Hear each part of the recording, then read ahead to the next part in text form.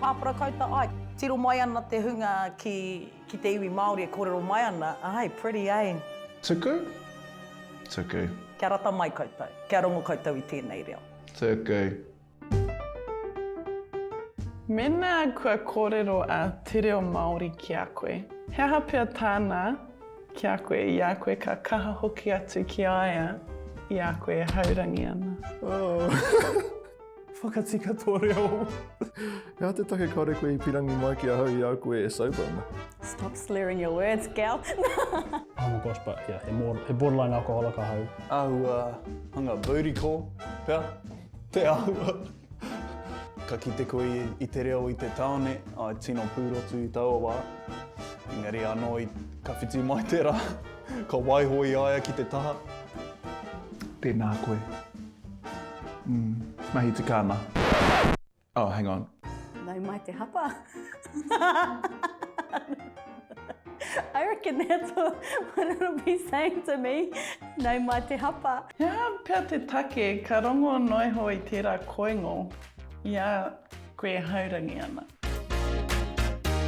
E kaha no te waipiro ki te patu atu, I te whakamā me te horokuku I roto I te tangata. Ngā here katoa ne, ka makere I a tātou e haurangi ana. Kei te whakaaro au ki te kaha e kaha haere ana I roto I a koe e haurangi ana. Pērā ki te ka kite koe tētahi tāne pūrotu, nā ko te inu tuatahi, ākene pēr me haere atu ki tōna taha, e ko te inu tuarua, me haere tātou ki taua tēpū, tatarawa, te inu tua toru, kei te noho ki tōna taha. Te inu tua toru, tino pai te rere o ngā reo, o ngā kupu. Inu tua whā. Kia ora, ko aito e goa, tataratara, e pērā ana mo te reo. Toru anō o kua haere au ki te moe.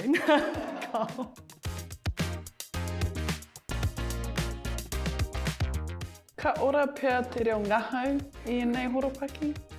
Kei te kite I tēnā, kei te rongo I tēnā. Engari ko te mate ke ka noho noa ki reira. It's like your other personality comes out and then that's the only place that it comes out. Then, as soon as you leave the door or get out of it or the next morning you're just like so serious again. It's like, bring it back.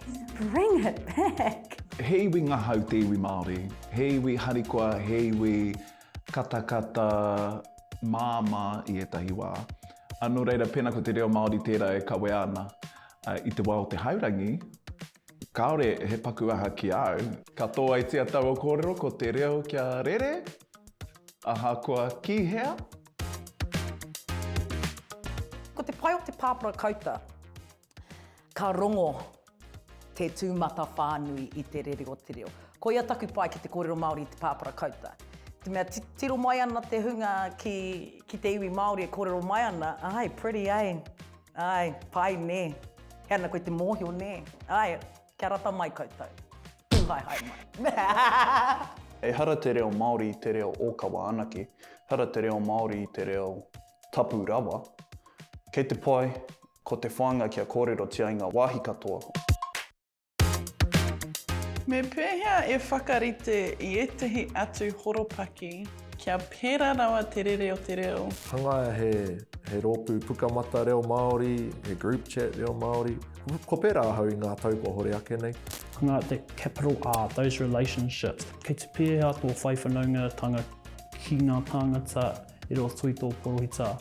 Me me whakarite I ngā ture, me ngā tikanga I wainganui tō rōpū, engari kei runga I ngā tāngata katoa te haipapa kia āta whakaute, I awa tikanga, kia āta kauanuanu atu ki te āhuatanga o te kōrero I te reo, ka timata mai I te hiahia kia whakaraura I te reo. Kia hoki atu ki ena kōrero, whitiki taua e hoa mā, whitiki taua. Mō taku e kore au e haere ki a koe e ahau e haurangi ana. Engari ka rite tonu taku hoki atu ki a koe, ia rā. Aha kua haurangi mai, sober mai. Mō taku he.